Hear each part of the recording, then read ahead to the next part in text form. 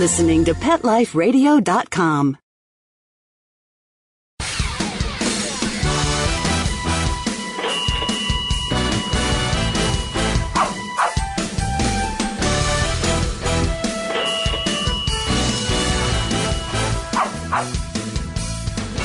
Well, hello and welcome to Six Figure Dog Business on Pet Life Radio. I am your host, Ty Brown of SixFigureDogBusiness.com. This is the show where we teach you how to start or grow your dog-related business to a healthy six-figure per year profit. I'm really excited because we have a really big name in the dog training industry and is actually starting to branch out into more than dog training. We've got Steve Applebaum, who's the president and director of Animal Behavior College. And we're going to be talking with Steve when we come back. He's going to have some amazing tips for us and some amazing information. So stay with us. We're going to be back with Steve right after the break.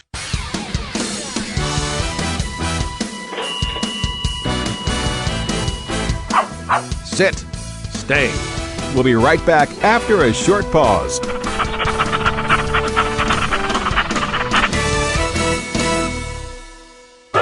It's time for school for you and your friends, your furry best friends. Train your dog the fun and easy way with Teacher's Pet Sessions. Teacher's Pet host Pia Silvani teaches you step-by-step how to train your dog the fun and easy way. You get 8 30-minute live audio training sessions, complete transcripts of each session, plus a basic training manual to get you and your dog off to a great start. Training begins the moment you bring your dog home. Teacher's Pet Sessions offers positive reinforcement training to shape your dog's behavior and encourages upbeat, enthusiastic responses to ensure that your dog will enjoy learning.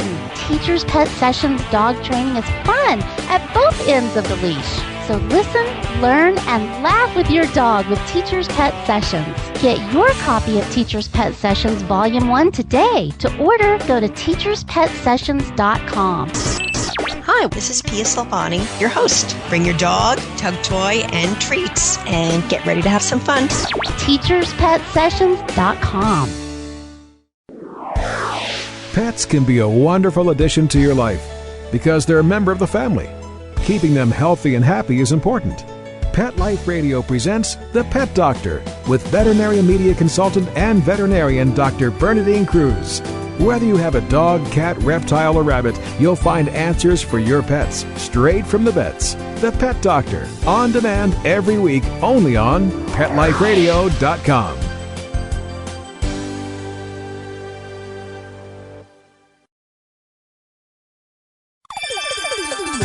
Let's Talk Pets on PetLifeRadio.com.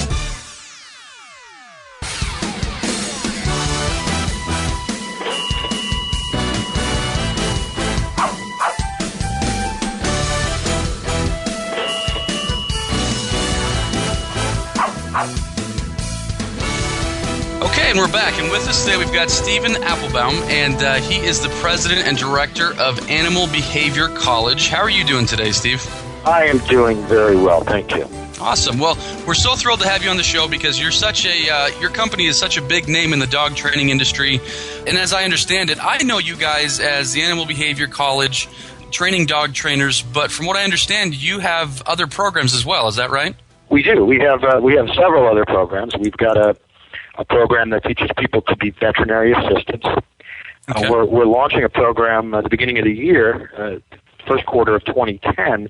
We're going to teach people to be professional groomers. We've also got some continuing education programs, one that focuses primarily on how trainers can profit and conduct private lesson programs, and another on how they can work effectively with animal shelters.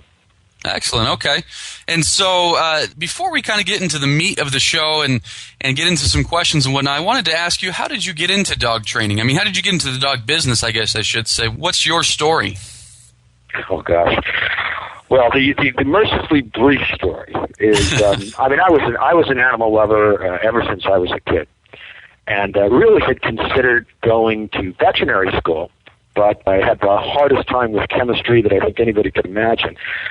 The idea of putting an animal down, a used animal, even though I recognized that veterinarians save far more lives than they take, it just was something. I was a sensitive soul, and I just couldn't see myself doing it.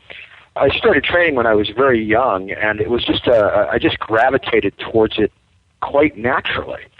So I started I went to a couple of training colleges when I was in my early 20s, and started a company when I was about 22. Well, basically, I just went to people's houses and trained their dogs. And Okay. I did very well. I was a fairly good marketer, a naturally good marketer.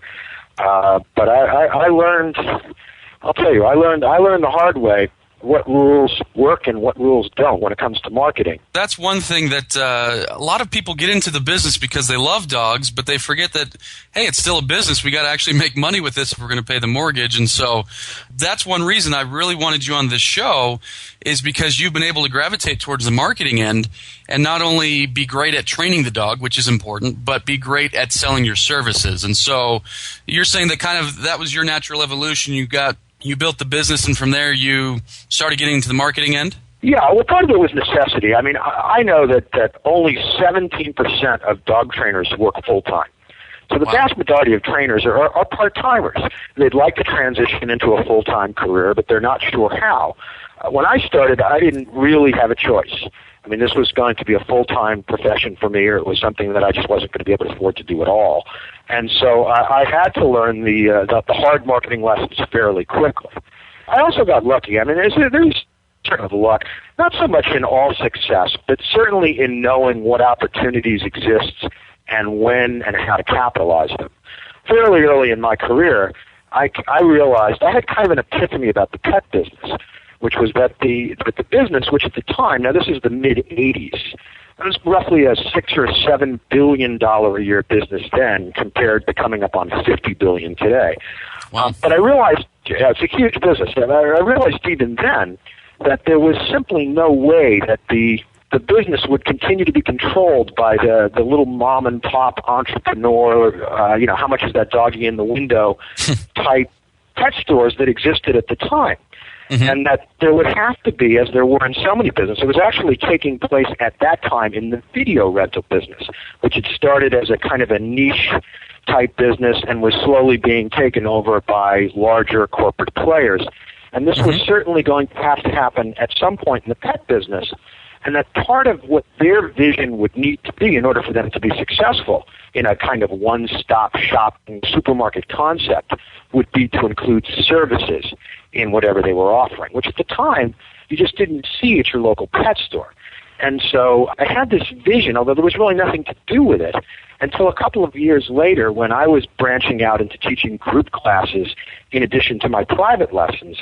And I connected with a chain that was expanding into the Los Angeles area at that time called Petco. At the time I'd heard of, and it was kind of fortuitous. And so as a result of that connection, my company, which at the time was a relatively small, local Los Angeles-based company, I believe at that time I had about 15 trainers working for me. So it wasn't that small, but it was nothing compared to... I had a thriving business. I had more work that I could handle after the first 3 years that I was in business. But Petco really took it over the top. I mean, my company wound up doing all of their obedience classes for the entire chain for almost a dozen years until they bought me out in 2004. But that company, my company, ultimately expanded to over 550 trainers in about 45 states. Wow. And that was, yes, that was quite the experience. And that's really impressive. It was, at the time I would walk into my office and see literally hundreds of people walking around. And it was impressive, but it was also an incredible amount of work and really not what I got into the business for. You mentioned something that I don't want to gloss over, because when I'm consulting with dog business owners and teaching them how to grow their business, this is one thing that I teach them, is the principle of modeling. Look at what is working, whether it's your industry or someone else's, and model what they're doing. No need to reinvent the wheel. There's already processes and systems out there. And so what you said is you looked and you said, okay, the video rental, and I remember this as well. I'm a little bit younger, but I remember in the mid-'80s going to the rental store, and it was a little mom and pop. And I remember shortly thereafter, I think it was Blockbuster, that's starting to get big, and we started going to that store. And so you looked and you saw what was happening in another industry, and that it could very easily parallel our industry, the dog industry, and you took it and you ran with it. it and duplicated yourself. Instead of trying to continue to make dollars per hour, you decided to duplicate yourself. Is that kind of a good synopsis? Okay. That's an excellent synopsis. And I also looked at myself always as a business owner. You know, I've counseled hundreds of trainers about how they can grow their business, as have you, and I'm sure you'll agree that one of the most difficult things to get dog trainers to understand is that they're running a business. You know, there's such an emotional connection to what we do, and because it's fundamentally a helping profession, there are many that are fairly ambivalent about the whole marketing approach altogether and whether they should even be charging to do something that is so helpful to people and that they love so much, as though the two don't go together. And I've always suggested that of course they go together. Just because you market yourself and just because you grow a business and are successful doesn't mean that you have to do it in a fashion that's in any way unethical or that it's only about the bottom line. But certainly the bottom line has to be a factor if you want to stay in business. Sure. And going along those lines, those people, what I help them try to understand is, hey, if you really got into this business to help people, the better you market and the better you sell, the more people you're actually going to help and the more dogs you're actually going to help. And so that's kind of the angle that I look at, and I think you do too, is making a good living, a great living, what have you, and training dogs. They're not mutually exclusive. They should be synergistic, I guess is maybe the right word to use. They should go hand in hand rather than, oh, I love this so much, well, I'll do it for free type thing. And that's right. Yeah, not a good way to pay the mortgage, not a good way to pay the bills, and not a good way to help people. You know, I find personally that, you know, when you charge, you know, what the market dictates and you charge a good amount of money, people actually value your services more than when you undercharge yourself or when you give away too much free stuff, or when you're actually putting yourself out there as the expert and you charge a good amount and you make a good living, you actually end up being able to help more people and realize the dream that a lot of people have getting into this business, I think. Yes, I agree. So, we teach that at Animal Behavior College, that there's nothing wrong with giving back, and in fact we encourage our students to give back, to do a certain amount of pro bono work. If that's all you're going to do, oftentimes people will, when given something for free, value it at exactly the cost you've charged them. So it's very important that you're paid for your time, and that you understand that what you have done, learning to be a professional trainer, and your ability through your skill and knowledge to so positively impact people's lives and the lives of the pets they love has value. And sometimes that value can be measured monetarily. It's not the only way, but it is certainly a way. And in this society, and in fact in most societies, you know, that's how it works. You know, you have to be able to make a living, and if you do this correctly, you can make a very nice living doing something that you love, which is training dogs and helping people. Absolutely. Great information. Now, we're going to have to cut for a commercial break. When we come back, we actually decided to do something very different for this show, and so stay with us. When we come back, we've got a new twist on this show. We'll be right back with Steve Applebaum.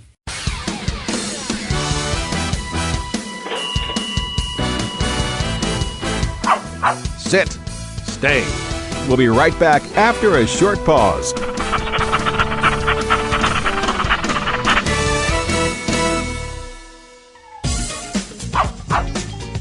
Give your dog some thought with Dog Thoughts. It's the iPhone application that everyone's talking about. Hey, what do you think of this? A man in Davis, California says he's invented an application for the iPhone that claims it can read your dog's mind. Huh? No, it's true.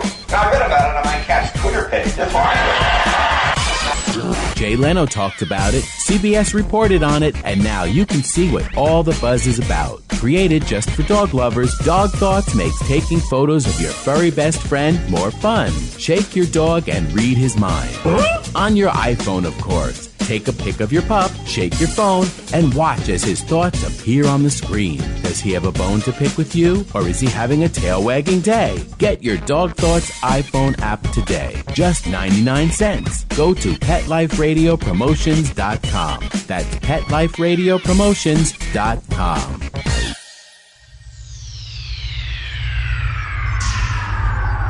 Greetings, human. What planet am I on? Welcome to Pet Planet. Here's a copy of Pet Planet Magazine, Florida's most informative and fun pet resource magazine. It features heartwarming stories and informative articles from local and national pet experts. Excellent. Pet Planet Magazine offers Operation Planet Rescue, helping rescued pets find new homes. And it's available at 500 locations in South and Central Florida and 24/7 on the internet at petplanetmagazine.com. If you're out and about with your pet, you may be featured in Paparazzi, candid pictures of you and your pet. For up-to-date pet-friendly events, activities, and pet-related services and products, Pet Planet Magazine is your final destination. I shall take this magazine home with me. Back to your home planet? No, to my condo in Boca. Pet Planet Magazine. Check them out at www.petplanetmagazine.com or 352-394-8578. It's out of this world.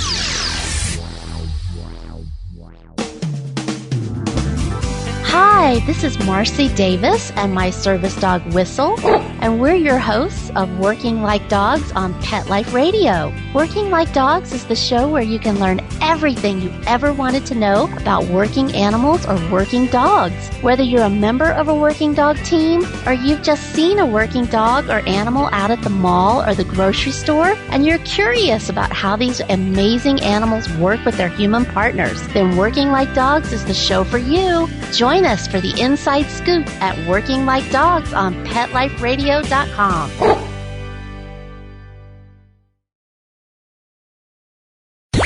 Let's talk pets. Let's talk pets On Pet Life Radio. Pet Life Radio. PetLifeRadio.com.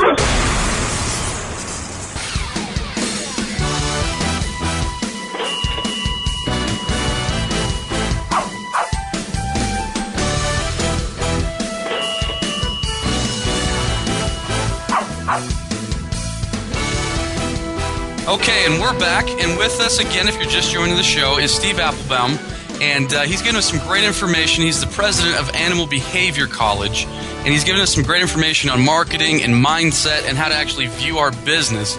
Now, for this show, what we decided to do was something a little bit different. For those of you who aren't familiar with Animal Behavior College, this is a gigantic network of, thousands of people that have gone through their course to learn to become a dog trainer or a vet tech or what have you. And so what we wanted to do is actually go to your people and figure out what are the questions they have about growing their business. The questions I'm going to ask you right now actually come from your own students of Animal Behavior College. And so these questions kind of have the tilt on how to get started. So I'm just going to go ahead and read it. We're not going to read the names of the individuals who wrote these questions, but here's the first question. It says, I'm having one heck of a time getting this business going. I have advertised, I've visited vets and other stuff. Nothing is really happening. What should I do? I don't want to give up, but I need to get busy. I think it's the economy. What would help? So, Steve, I give you this question. What would help this individual? Now, this is a broad question, but how do you view the economy as a hindrance, or is it a hindrance when people are growing or building their dog business? Oh, I think right now the economy is certainly a factor. I don't think that anybody hasn't been impacted on some level. Mm-hmm. But I also think that that it is absolutely possible to grow your business in this economy. Not everybody has been impacted to a level where they can't afford training or they won't afford training. We've been through recessions before. Granted, this is a deep one, and it is scary. It's scary times out there. But I know trainers that are doing exceptionally well in this business. At the school where businesses have been up this year. So we know that there's a desire, and to get to the specifics of the question beyond the economy, it really sounds like this person is on the right track. But I would have some immediate questions on this. The question is, where else are you advertising? I mean, you said I think it was visited vets and other stuff. I would want to know what other stuff.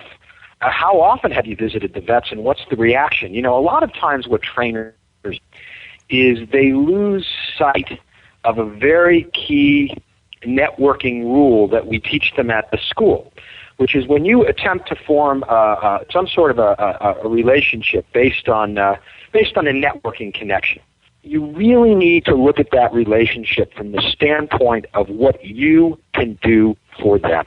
Mm-hmm. Obviously, you're not just in it for that. You're in it to get referrals. You're in it to get business. But when you approach this person, whether it's a hospital, whether it's a pet store, whoever it is, really in the back of your mind needs to be, what can I do for you? Which puts you in a position of listening. A lot of times what trainers do is they go into the hospitals, they talk for 20 seconds to the receptionist, they leave brochures, and then they go away. Mm-hmm. And they're really not making any kind of connection with the movers and the shakers at that hospital. Oftentimes, 5 minutes after they leave, or a minute after they leave, the brochures that they've left have either been put in the drawer, sometimes thrown away, but oftentimes just put away, never to see the light of day. And it's not the most effective way to build relationships, especially with veterinary hospitals. It can take months or longer to establish relationships with the right hospitals.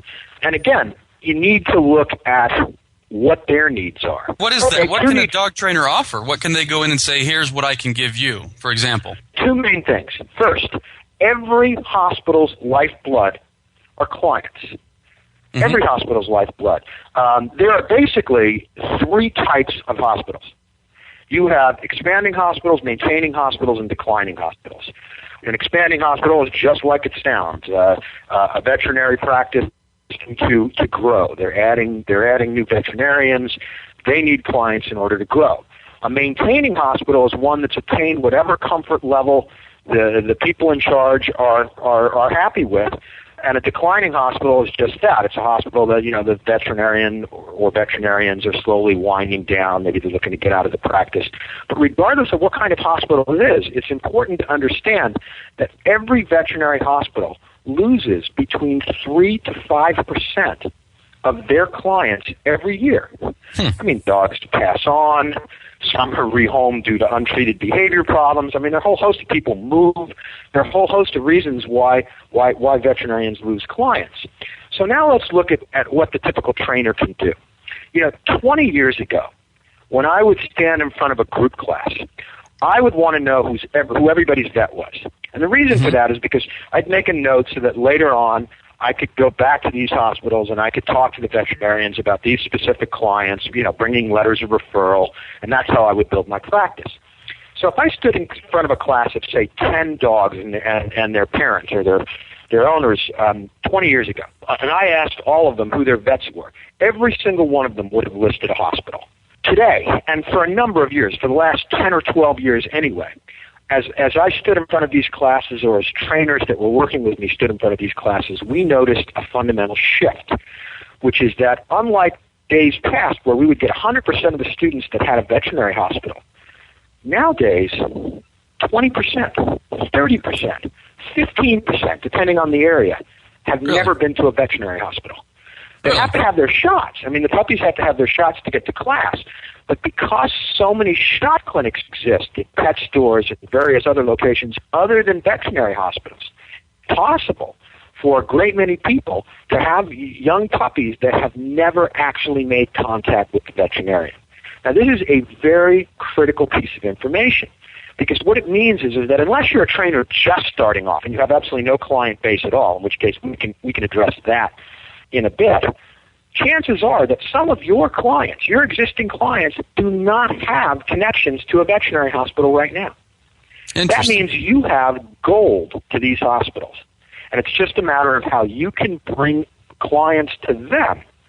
And in doing so, they will help you. I mean, it reminds me years ago of a hospital I was trying to make contact with. And I tried everything. I mean, I walked in there, I brought donuts, coffee. I made it a point to speak with the office manager, who oftentimes runs the hospital and is really the person to speak with, oftentimes as, if not more important than the veterinarian themselves. Met with the vet a couple of times. They just weren't interested. And I knew they were referring to a couple of other trainers. And so I started bringing them clients and literally walking these clients in. Wow. And after the fourth client I brought to them, and I never said a word, I just brought them in. I mean, they knew where they were coming from. This doctor called me. I don't even know how I got my number, because he called me at home and on my private number. And we talked, and he invited me out to lunch.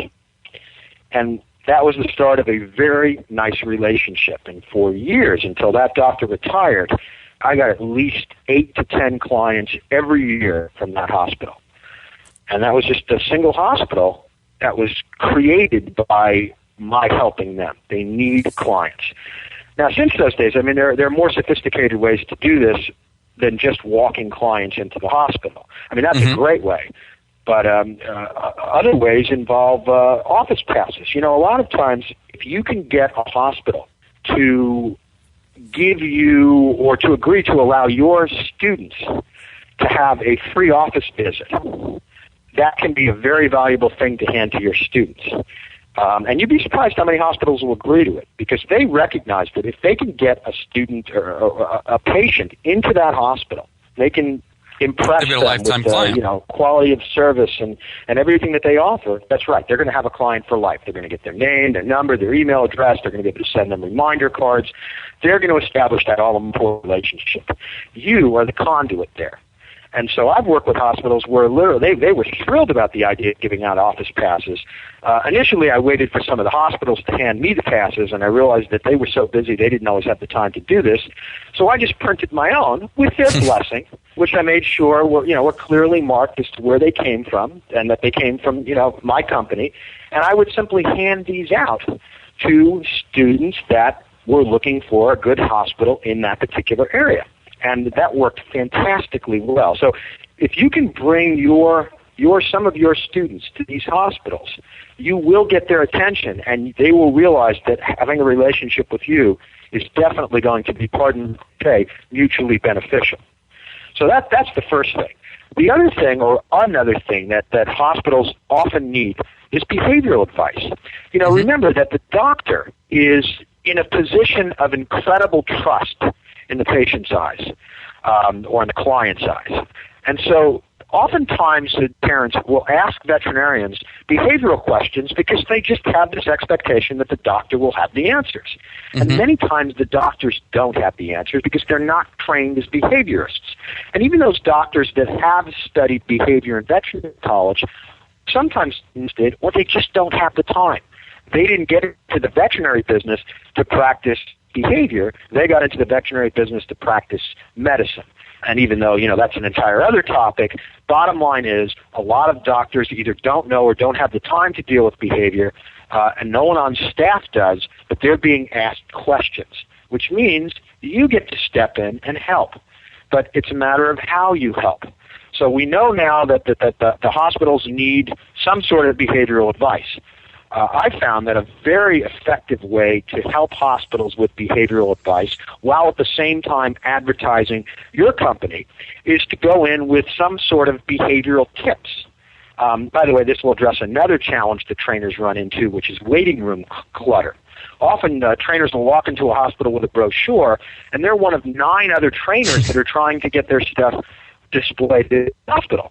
The office manager, the people on duty, recognize that if they let everyone that wants to put their stuff out do so, that they're going to have nothing but paper in the waiting room. And so they start to limit what they allow out. And oftentimes they just don't let any advertisements out at all in the waiting rooms. Well, you can get around this often by offering behavioral tips. Where, simple, easy things of a very positive nature on how a potential student can address the most common challenges. A couple of housebreaking tips, a couple of chewing tips, a couple of jumping up people. Again, keep it positive, keep it light, and make sure you keep your name and phone number unless they, in case you want additional information on the tips, on the flyers. These work fantastically well. I'm not going to work in every hospital, but a lot of hospitals that are not receptive to the idea of leaving cards or brochures out will leave the tips out. You could offer to email them this information so that they can have it on their computer. Just make sure you send it in an Adobe file so that it can't be modified, because you don't want your contact information removed. And so this allows them to avoid the clutter altogether, and they can simply print it out when people ask and hand it to a potential client.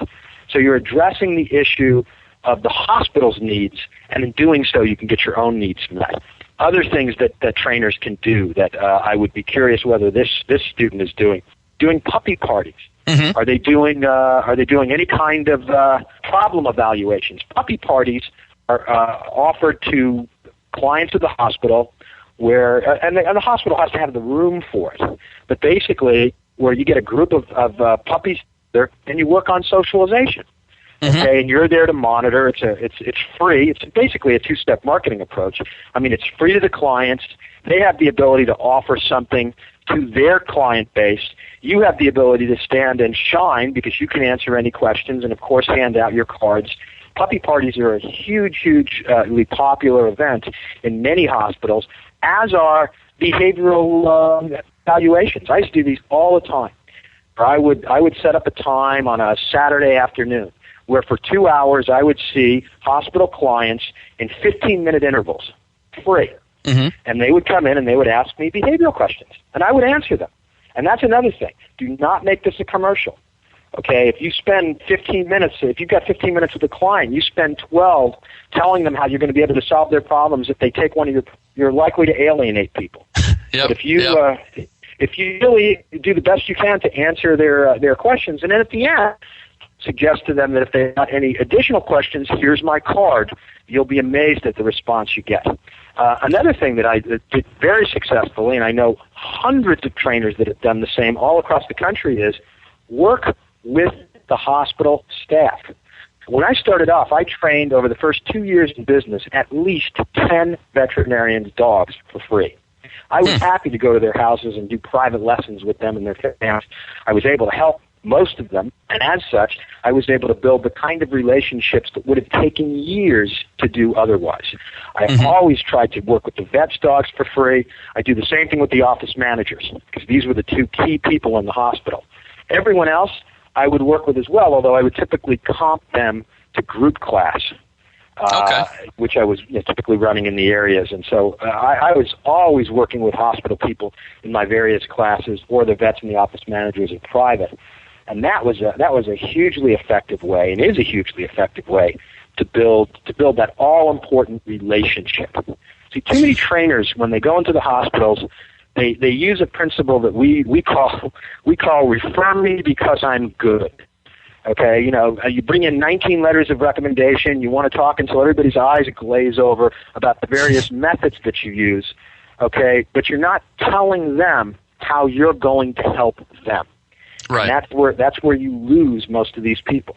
Okay, yes, you have to be good. You have to be on top of your game. You have to satisfy your clients and really focus on that, and not just for the referral standpoint, but because morally it's the right thing to do, and it's because how you're going to build your business regardless. But beyond just being a good trainer, you also have to understand these basic principles and be an outstanding networker if you want to be doing it this way.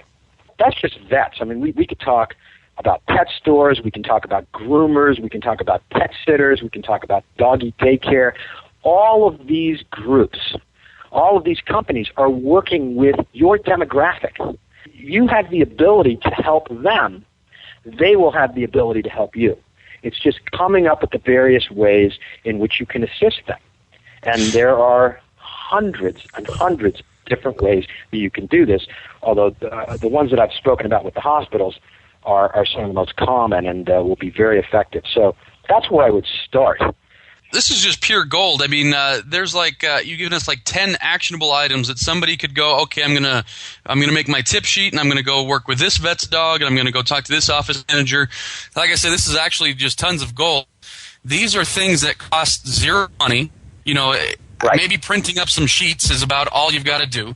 They take some time naturally, but there's no monetary investment to do something like this. But like you mentioned, you get 8 to 10 clients from this vet. If you can do that from 5 different vets, 50 clients a year, what have you, just one marketing stream, and you've got your others, your website, and you've got your what have you. But I mean, from one marketing stream to get 50 clients a year, that's monstrous. That's huge. And so, so in any case, like I say, I wish we had more time. We're going to have you back on the show because there's so much good information. So before we say goodbye, why don't you tell the folks who are listening to this how they can get in touch with your company and the website they can go to, or any contact information? I love the shameless plug.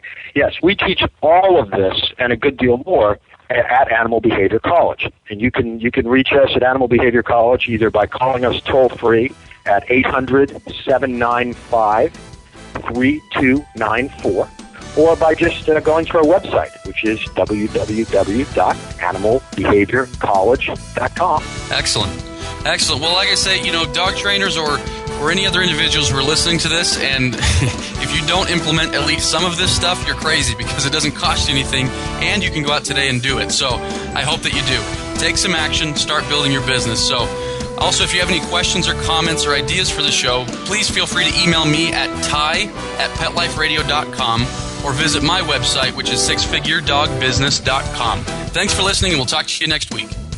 Let's Talk Pets, every week on demand, only on PetLifeRadio.com.